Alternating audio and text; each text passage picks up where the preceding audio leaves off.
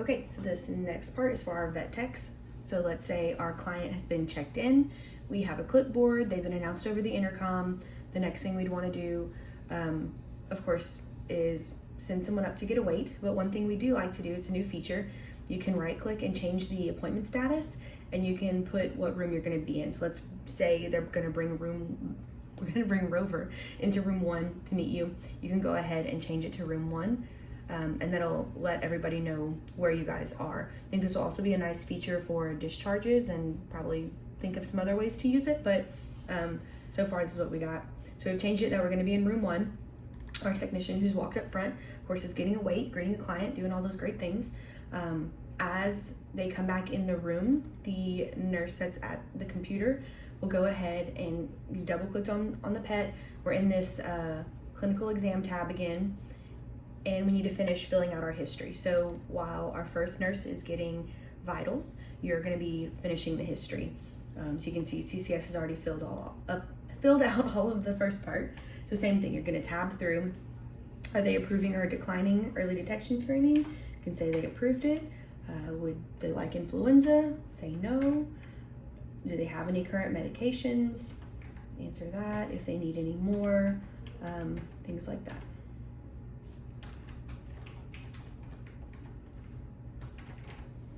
Okay, so now we have a filled out glossary, and we're done taking the history, and we're ready to put in all of our vitals. So you're gonna go into health status and fill out your vitals just like you would in AVImark.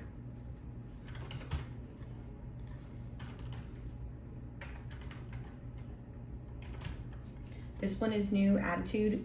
It's not required for every single appointment, but I thought it was a nice feature.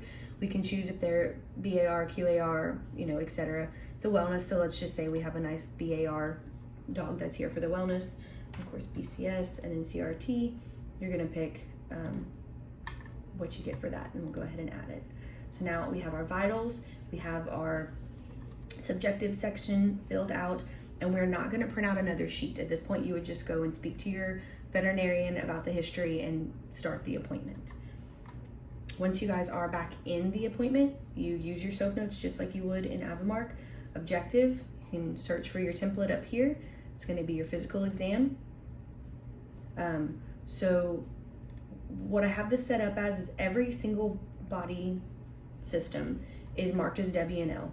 This is going to be up to our technicians to go in and change it if it's not. So it's very similar to AVImark, where they're all checked off that they're normal. And let's say we have some hair loss.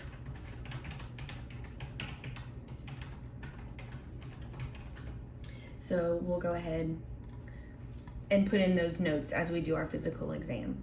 So then you would add that, and your objective is filled out. In assessment, you're going to want to pick, hopefully this one, healthy on physical exam, okay to vaccinate, but also we do have our anesthetic risks in here. So let's pick this one. And then in plan, you do have your templates again for your vaccinations. So I just started typing in vaccine. These are the ones that come up. I can see my canine vaccines. There's going to be all the things we were used to in AVImark. Let's just pretend that they also got a ProHeart injection done. I'll go ahead and click ProHeart. And then you can also just freehand notes. So if we ended up scripting anything out,